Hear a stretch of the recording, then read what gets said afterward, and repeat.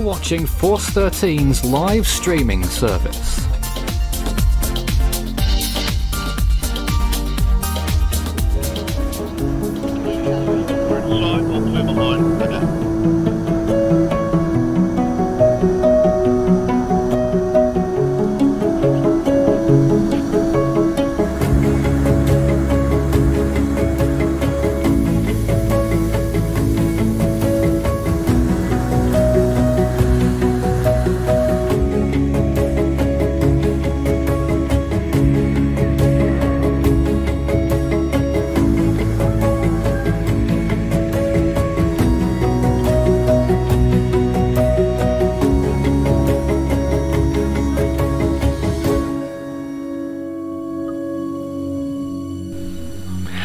Welcome to the latest from Force 13 on Tropical Cyclone Trevor.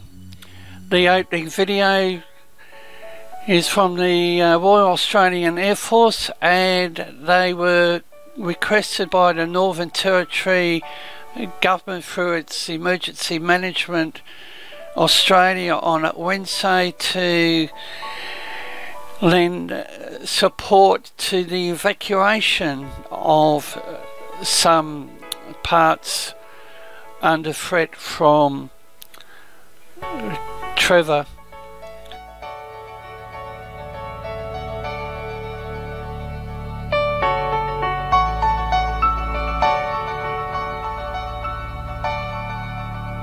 The latest from the Northern Territory Tropical Cyclone Warning Centre shows that the Trevor has intensified to Category 3, Category 2 on the Saffir-Simpson hurricane scale in the central Gulf of Carpentaria. A severe impact on the southwestern Gulf of Carpentaria coast is likely over the weekend, and the warning zone continues to increase. It's Cape Shield in the Northern Territory, inland parts of the eastern Carpentaria districts to Koombwa in Queensland, inland parts of the northwest Gulf country including Groote Eylandt, Mornington Island, Balladonia, Robertson River, Wollongong, MacArthur River, Cape Crawford, Cresswell Downs and Doomadgee. The watch zone is inland parts of the northwest Gulf of Carpentaria in Queensland, eastern Carpentaria and the northern Barkly districts in the Northern Territory including Brunette Downs. Tropical Cyclone Trevor, Category 3, sustained winds near the centre of 130 kilometres an hour with wind gusts to 185 kilometres per hour, located within 30 kilometres of 14.3 degrees south, 139.6 degrees east, estimated to be 230 kilometres west-northwest of Port Pirie and 350 kilometres east of Kalgoorlie, tracking west-southwest at 15 knots. And as mentioned, the cyclone is located over water, central Gulf of Carpentaria.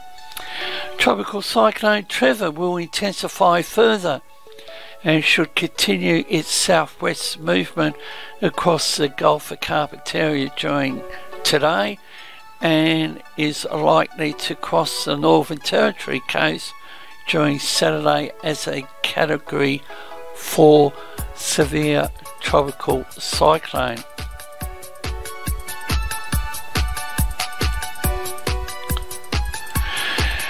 Very destructive cause severe tropical cyclone Trevor is forecast to cross the southwestern coast of the Gulf of Carpentaria between Groote Eylandt, Northern Territory, Queensland border during Saturday with very destructive winds with gusts to 275 kilometres an hour near the cyclone centre as it approaches the coast and crossing. Coastal residents between Groote Eylandt, Northern Territory, Queensland border are warned of a very dangerous storm tide as the cyclone centre approaches the coast. Tides will rise significantly above the normal high tide, with damaging waves, very dangerous flooding during Friday evening and Saturday. As the cyclone approaches the coast, storm tide is also expected between the Northern Territory Queensland border and Burketown. Large waves may produce minor flooding along the foreshore. People living in areas likely to be affected by the flooding should take measures to protect their property. Upper level divergence is very strong, 40 knots. The latest wind shear,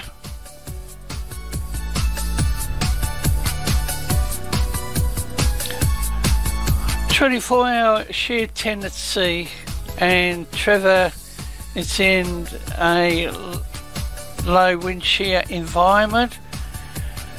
850 millibar vorticity. The vorticity is looking very healthy for Trevor, considering that it is going to intensify further. In this update, the following information is what the AU channel uses, and it's the precipitation outlook from 7 a.m.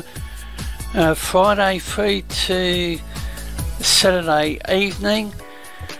The information is at the bottom of the screen. Each of these images are free hourly, and you can see Savannah and Trevor. The rainfall is going to be significant. This is the instability outlook. The brighter the purple, the pink, the stronger the instability level is. And it looks like the entire east coast of Australia is likely to see thunderstorm activity.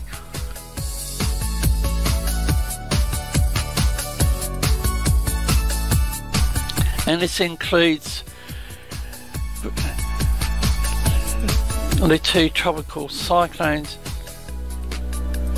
The Bureau of Meteorology's total forecast of rain. The rainfall scale is on the right hand side of the screen. This information is updated every 24 hours, and it's the area blue through to the red. It is being reported unofficially that Alice Springs up there in the Northern Territory could see up to a year's rainfall in 3 days. That's yet to be confirmed, but looking at the rainfall scale, and for me down here in Brisbane on the east coast of Australia, I could see some nice rainfall. And this is also a major item. It's the GFS wind probability model, available on the BSCH website, and the wind speed values are at the bottom left hand side of the screen. We will continue to bring the latest information on the tropical scene, and the AU channel will also continue to bring the latest.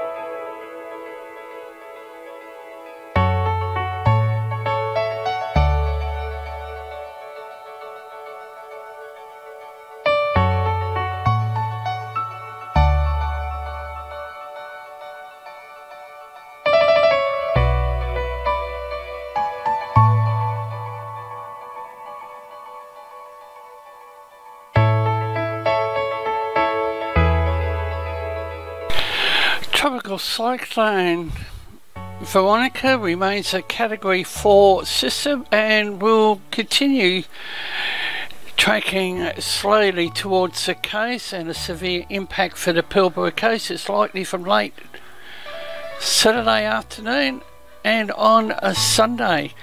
Warning zone is Pardue to Mardi, including Port Hedland, Karratha, Barrow Island. Watch zone is Walleye Downs to Pardue, Mardi to Onslow, extending inland Pilbara to include Veronica and Marble Bar. Veronica, Category 4, sustained winds in the centre of 175 km per hour with wind gusts to 250 km an hour, located within 35 km at 17.6 degrees south, 116.8 degrees east, estimated to be 355 kilometres north-northwest of Port Hedland and 350 kilometres north of Karratha.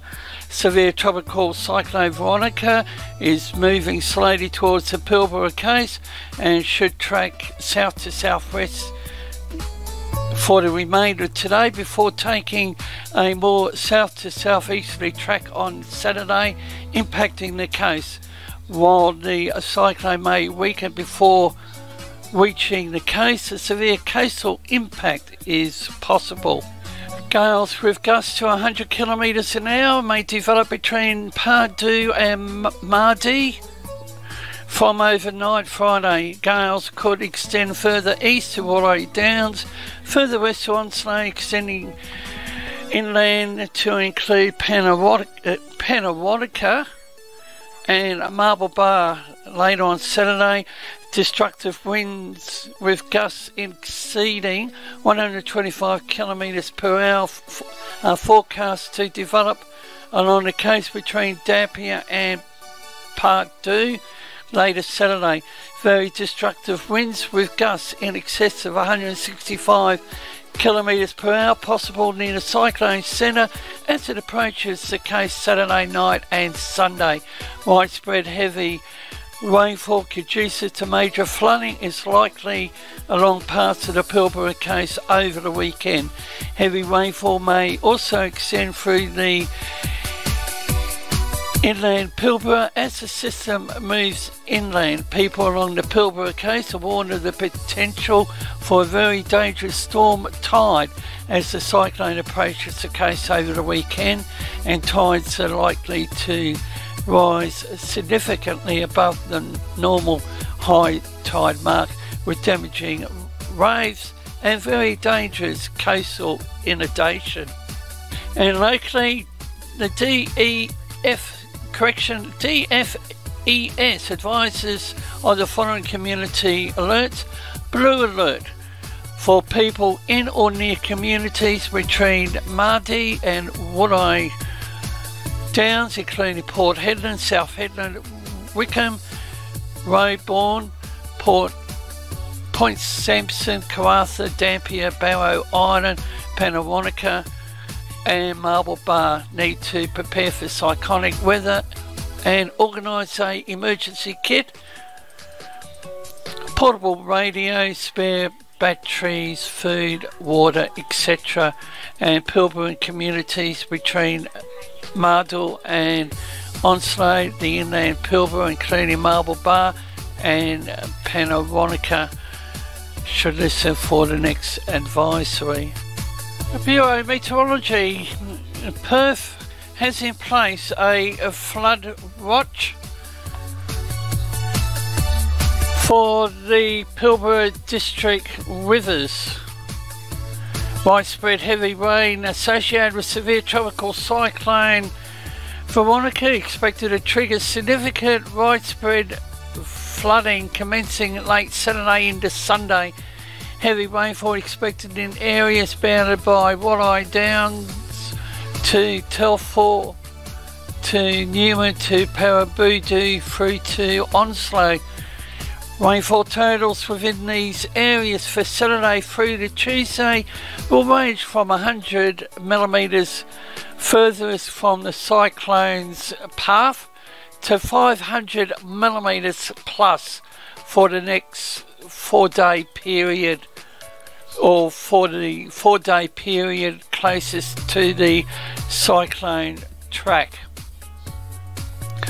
Rainfall in the affected catchments is expected to result in river rises, extensive areas of flooding, and may adversely affect the road conditions, and this could lead to many roads or some roads becoming impassable and some communities becoming isolated. And the list of the rivers that could be impacted.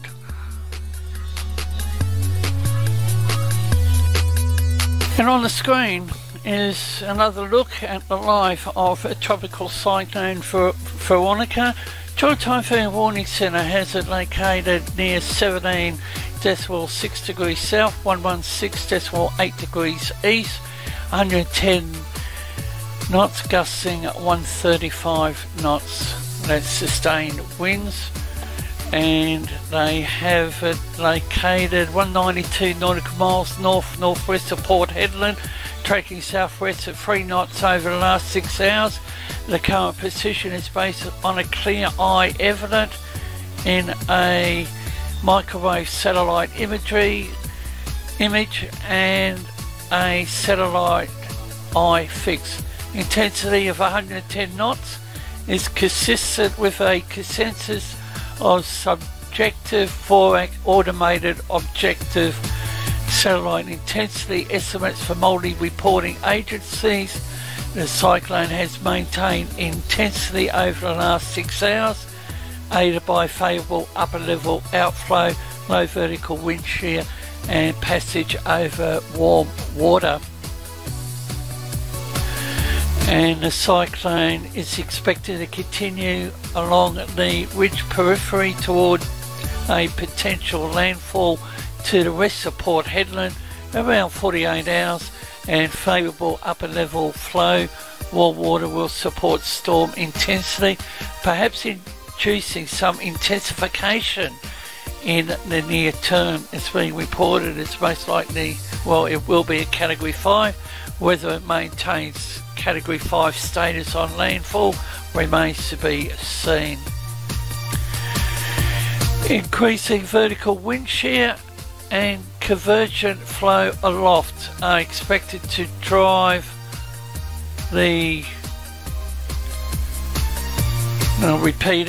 expected to drive a rapid weakening trend. Numerical model guidance is in good agreement through 48 hours, but diverges thereafter.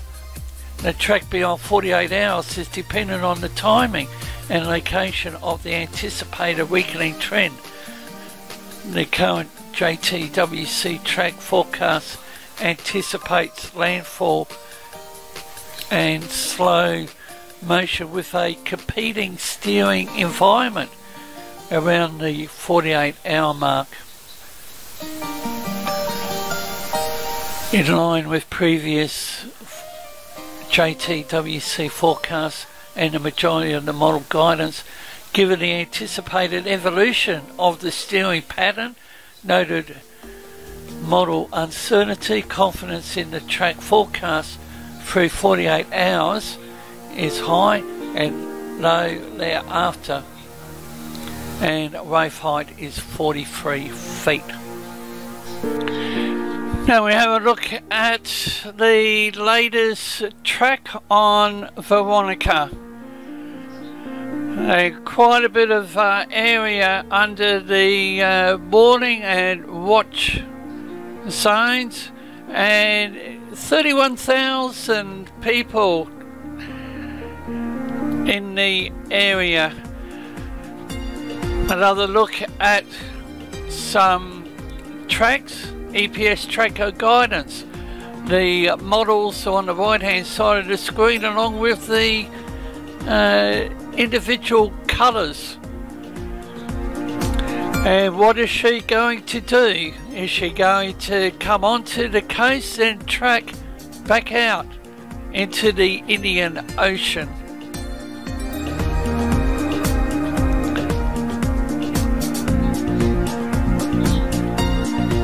we have a look at the late cycle intensity. We know that she's going to be a category 5. Is she going to be a category 5 on landfall? Powerful. You can follow Force 13's outlets, the website force13.com with the latest. You can also find our YouTube page. You're probably there already, but if not, subscribe if you haven't so far. You can also find our Facebook page, Force 13 all in text, and it's at Force 13 on Twitter if you'd like to get in touch with us on there. You can also help the project become even better by enjoying the benefits of patronage. You can find out more information about how to become a patron and what those benefits are at patreon.com/Force13. You can also add Force 13 on Skype and Fool 13 at extension 9094 on Discord for tropical weather chat.